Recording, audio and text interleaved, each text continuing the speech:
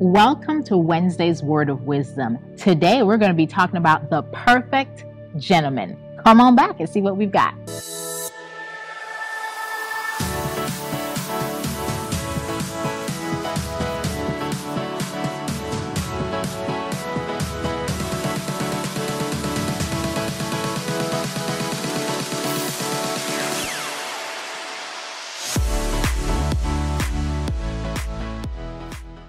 And we're back.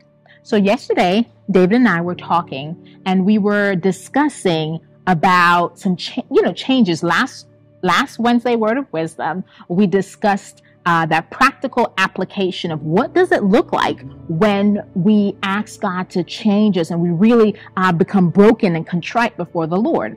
And as we were discussing some things, and I sat under a teaching and I was listening, one of the things that stood out to me was God is not going to force his change on you. Mm-hmm. And we got to talking about that, and we were reminded about how God says he's a perfect gentleman. Mm-hmm. Even though he loves you enough, that he calls you, that he seeks after you, and that he wants you to change, he will never go against your will. Okay, ladies, how many of you like a man to open the door for you, to pull out the chair for you at dinner? That perfect gentleman that we don't see too much of anymore. Most of the time nowadays we see guys coming to the restaurant, sit down, pull out their phone, and lady comes up, has to sit herself down. Or even before that, he won't even open the door for her. He lets the door hit her. Yeah, it's a sad reality of society today, and we think that God is like that. We don't teach it enough that even scripture, Romans 12:2, it talks about not copying behavior, not copying the customs, but it says, let God transform you into a new person. Mm-hmm. So that word let, allow. Mm-hmm. We have to open up ourselves and allow God in to do what he's going to do. Yes. Women nowadays, really, if they don't allow the man to open the door and be a gentleman, then it's not going to happen. She's just going to get in, shut the door, and that's it. Yeah. Mm-hmm. Because they haven't seen it. Mm-hmm. But the perfect gentleman, that's God. He's not going to come in here and say, you need to change. I'm going to rip open your head. I'm going to put the change in you, and you're done. Mm-hmm. He could do that. I mean, he's God, but he's not going to. Yeah. We have to allow him to work in us, or else we're not going to change. Absolutely.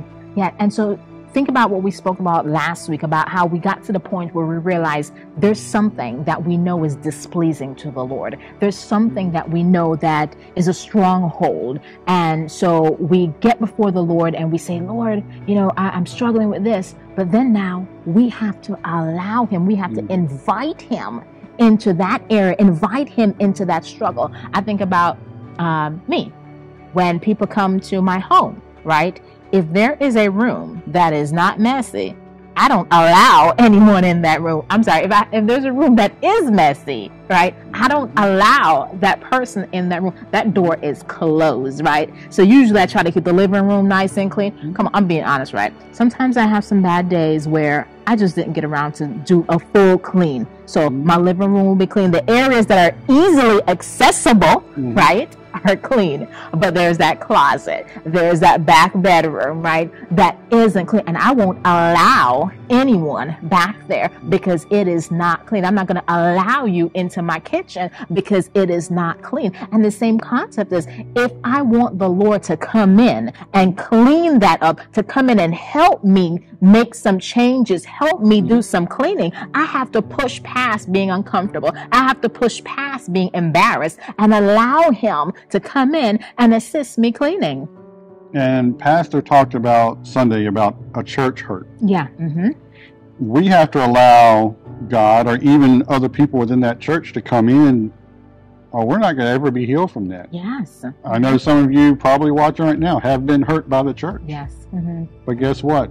We're all human. Mm-hmm. You've probably hurt somebody. Yes. Mm-hmm. We know we have at some point in our lives. Mm-hmm. Allow God. Mm-hmm. Open up again and allow God to come in to that spot that was hurt and clean it out and fill it with Him. Yes.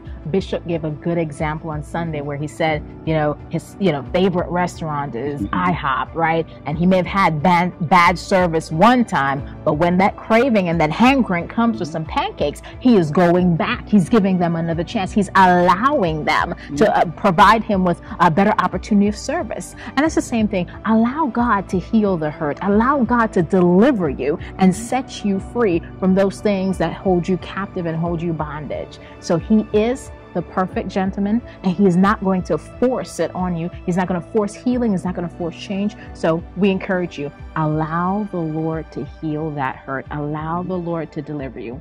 Until next time, God bless you. Goodbye.